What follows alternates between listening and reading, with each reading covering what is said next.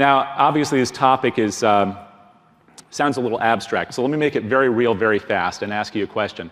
Perhaps it's a question you've heard many times too, and that is, how in the world do you tell people what you do? For a long time, I told people, I find rich people. It sounded sort of like the Sixth Sense. And the reason I did that is because nobody, including my family, understood what in the heck I did. Now, my role has changed over time, like your roles are changing, and as Valerie talked about, they're continually changing and evolving. But fundamentally, we're kind of interested in the guys with the big hats, whether or not they wear those hats anymore. We want to know how they made what they made, and about the ideas behind what they did, right? At some level, that's what it's about. That's what drives our fundraising programs, the people in a position to make large gifts. Now, I was fortunate to go to a school up in northern Michigan called Interlochen, which is an art school. And there was a guy there, not at the school, but helping the school quite a bit. Does anybody recognize him? W. Clement Stone. You don't recognize that pencil-thin mustache? Oh, well. Anyway, major philanthropist who was well known in the insurance industry and at Interlochen for providing the money that filled in with buildings the holes dug by the founder. He really made it possible to do a lot of things. And he was very famous, and still famous today, for something that many of us call positive mental attitude, or PMA, a trend that went all the way from Napoleon Hill through W. Clement Stone to today, The Secret. This whole idea that you can attract things by merely thinking about them. And it's a very compelling idea, but it is an idea. And throughout my life, I've been wondering, well, is there more to it than just what we do and what we think, especially when we're dealing with donors, and more particularly when we're thinking about ourselves. In this last year, I started taking up kendo. Does anybody here even know what kendo is? Anybody? Okay, so don't correct me when I say things that are wrong about kendo. But anyway, my understanding of kendo is that you've got this thing called a shinai in your hands, okay? It's a bamboo sword, and the idea is to be able to defend and strike. It's very simple at that level. Now, if you're not familiar with it, you might not know that when you lift this sword like this, okay, and you come down, it might look to you like you're using your arms for that action. You have to have strong arms to swing that sword. And that's not exactly what's happening. Another thing you might think, if you're more familiar with any of these kinds of systems, is that a lot of it takes place here at the head. You've practiced movements over and over, and so you know what to do. So it's a thought process. That's not exactly it either. What's really happening in kendo, as with a lot of other things, is happening here at the core. What you're really doing is you're advancing your body, kind of hips forward, and you're using the sword kind of lightly. So what you're really doing is you're doing something called the kiai, the shout, okay? Like, kote! The idea is simple. You're drawing your strength from somewhere beyond your head and your hands. Now, the reason I'm mentioning all this is because I think sometimes it's good for us to think a little deeper than what we can do and what we think we can do to what it is we want to do. So for the next few minutes, I'm going to ask you to do a little exercise with me. It's hard in the morning because you may not have a lot of paper. If you need a piece, borrow one. I want you to take out 3 sheets of paper really quickly. So we only have 12 minutes for this. I'm going to go very, very rapidly. Now I'm going to ask you to do something on one piece of paper, and that's to, and you can do this surreptitiously so nobody sees it, you're going to write the thing that's really at your core, your secret dream. Maybe it's something you've never told anybody. Maybe it's something you knew when you were 6 years old. It's the thing you would do if you could not fail. Don't think too much about it, just write it. Ready? You have exactly 10 seconds. Go.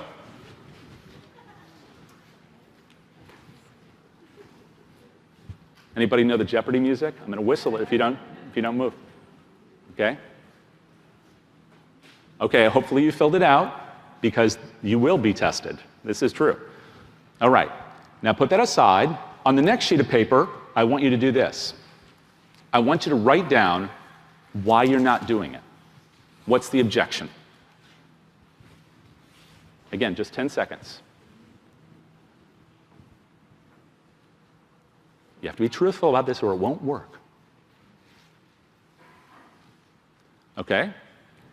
Now, I'm trusting that you've done this because somebody, someday, might actually know what you're thinking about. And we're going to start like this. Take your dream, that piece of paper with a dream on it, and you fold it into a paper airplane.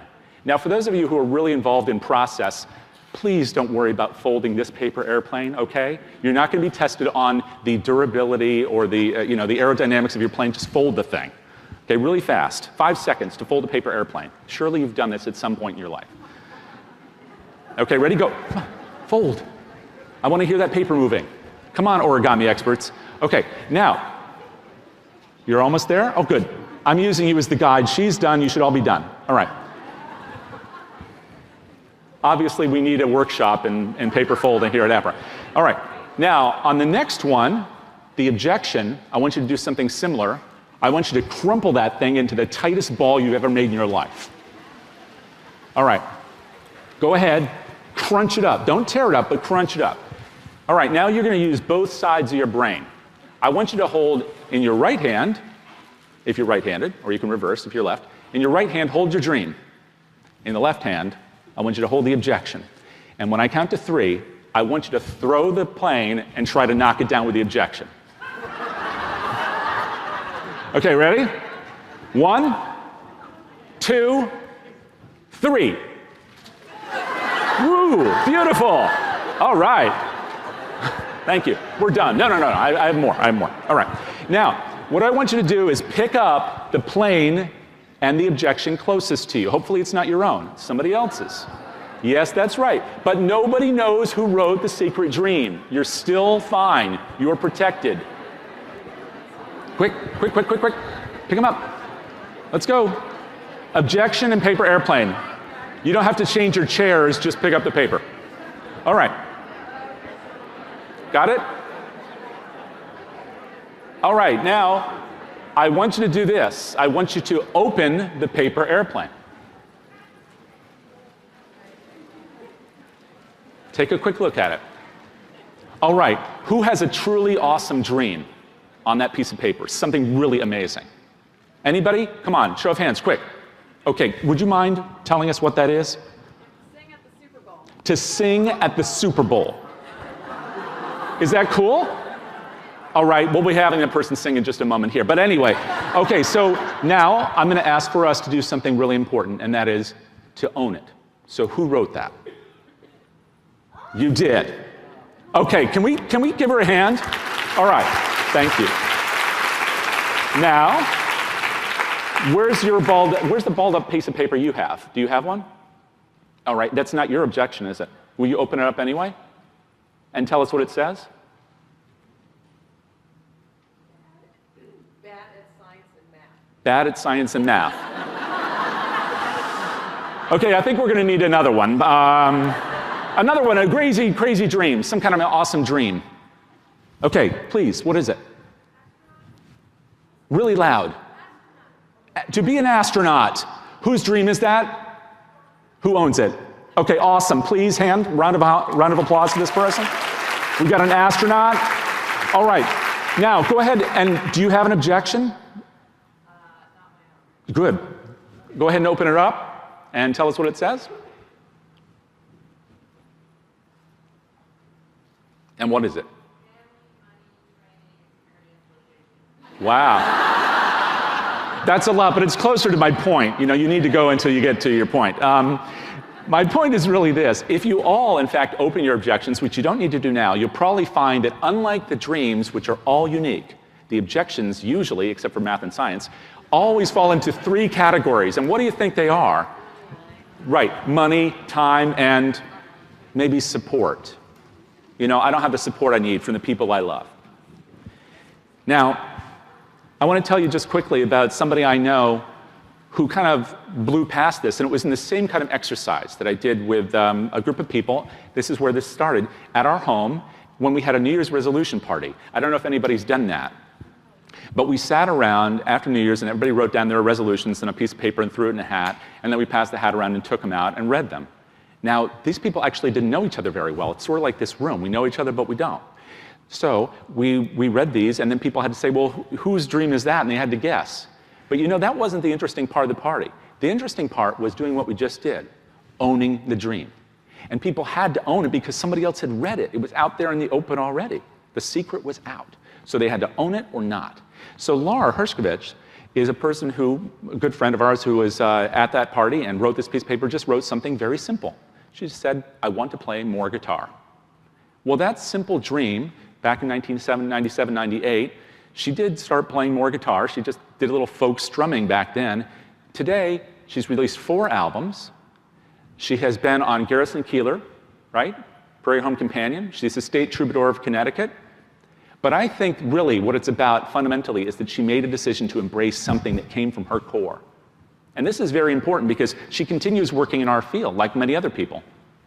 I might embarrass someone who may or may not be in the room right now, but I'm going to go ahead and tell you about this person because I find it as remarkable as some of the people we saw on the stage and some of the people you're going to hear at the conference later today. Not me, and not the dog, although he's very cute. Is Monica Chen in the room? Is she here at the conference this year? Maybe not. Some of you may know her from Kara. Any Kara people here? All right, one Kara person? That is the saddest thing. Yes, Kara. All right. All right. Well, anyway, I went to the Kara conference a number of times. You guys have been very kind to have me out there visiting. And one time I did a talk that was kind of similar in nature to this, but a little longer. And I had someone walk up to me afterwards and say, you know, there's something I really want to do too. In addition to my work, I want to train service animals. And I said, well, that sounds great. And then, of course, I promptly forgot all about it. And then a year later, I came back to the conference, and this person comes up with a dog. Now, she didn't know 2 things. First of all, I have, and maybe many of you don't, I have virtually no visual recognition. My eyes are fine, but everything is auditory for me. If I hear you whisper in my ear, I know exactly who you are. If I'm looking right at you, it takes me a few minutes. I don't recognize myself in a mirror. So anyway, she comes up, and I don't know who she is, but she's got this dog, and the other thing she doesn't know is I'm terrified of dogs. So it's the 2 worst things for me. Who is she, and what is this animal? So anyway, so she's coming up, but she looks very friendly, and luckily this is like an LL Bean dog, so how scary could it be? And she comes up and she says, I did it. I went ahead and I did it. I started doing the thing I've been wanting to do. Now, she was attributing that to the discussion, the kind of thing that we just did here, but I don't think that was it at all. She simply embraced the dream. Now, the reason I'm saying all this is because at some level, we've been talking always about the people that we're defining, researching, how we're using that information and process to make our work better, to make that mission fulfillment possible. And that's so important. But at another level, sometimes we're so busy doing that with our hands, thinking about it with our minds, that maybe we put some of the other dreams aside. And maybe sometimes we don't even remember what they were. So maybe we need a practical step so that what we just did a few minutes ago is something we can take away. And to introduce that, I just want to make one quick point, which is that if you're afraid of failure, it's very natural. If you have a dream that you didn't talk about today, you could be fired by investing too much time in it, although Monica obviously managed to juggle that without any difficulty. You could be rejected by those who love you because they don't like dogs like me, or perhaps it's something more serious. They think going to the moon is probably a bad idea. But I think at some level, what we really need so that we feel the confidence to go out and say who we are and what we want is we just need a ladder of opportunity. We always write a resume about the past. We tell people what we've done. We tell people what we've done in the field. Well, what about what we want to do? So here's a little piece of homework you can take away. And you don't have to do this now, but I would suggest you do it soon. And that's to just go ahead and draw a ladder with 8 steps. And at the bottom of the ladder is exactly where you are, defined by you where you are. It could be your job, it could be your house, it could be your city. And at the top is that dream you wrote down, which now someone else is holding in his or her hand. And you go ahead and you fill in those steps, just like you would a resume, but it's a resume to the future. And why I think this is so important is because then we can see how to get to where it is we want to go.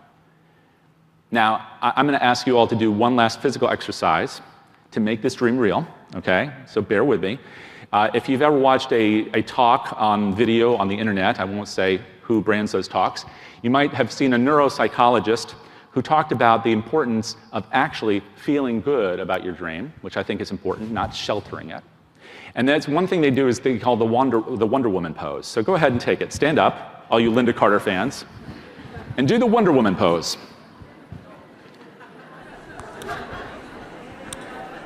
Okay, this is when we need a Twitter picture, okay? Because there are a lot of amazing women in this room, and men, too, yeah, you're cool. But the reason I'm saying this is because, you know what? They say if you stand like this for 2 minutes, or even like this, that you actually feel like you can do almost anything. So I'll tell you something. Today is my birthday. It is. And I'm really happy to be sharing this birthday with you. So keep standing for a second, because what I want you to do is I want you to pretend that there's a big birthday cake up here for me. Yeah, I'm going to be really self-indulgent for a second. But the reality is, if we had that, the fire code would be called and the fire department would be in here because it's much too dangerous with that many candles. So I'm just pretend it's there. And what I want you to do is think about your dream for a second, okay? And you go ahead and you take a breath in. And then when you exhale, I want you to pretend you're blowing out the candles for you, not for me. And you let go of that dream for a second. Ready? Go. And you just make that wish come true. And when you walk out today, you take out 3 things with you. And one is going to be that dream. It may not be yours, but it's someone's. You hold on to that. It gives that power. The next thing you want to do is you want to take out that ladder. That's your blueprint. You can make it any way you want. You can remake it as many times as you want. It's yours. You own it. And the third thing you take out is that crumbled ball. And you take that thing and you shove that deep as you can into the first trash can you see, because it doesn't mean a damn thing anymore. Thank you all very much.